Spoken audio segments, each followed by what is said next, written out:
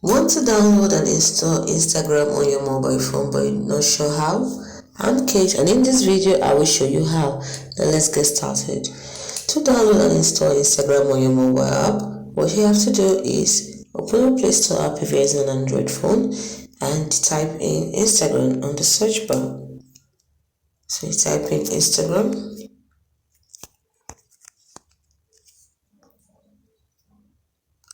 Then click on the install button. Give you a few seconds to download.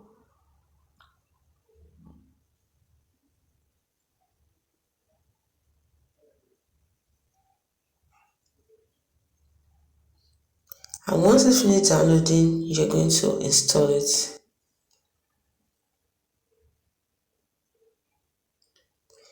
So after that, you're going to open it. So once it is installed, you click on open.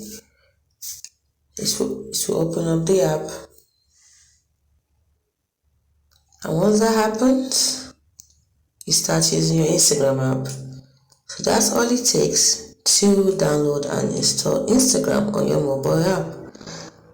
If you found this video helpful, we would love it if you hit the thumbs up button and subscribe to our channel. We put up helpful tips and tricks like this one every day. Thanks for watching.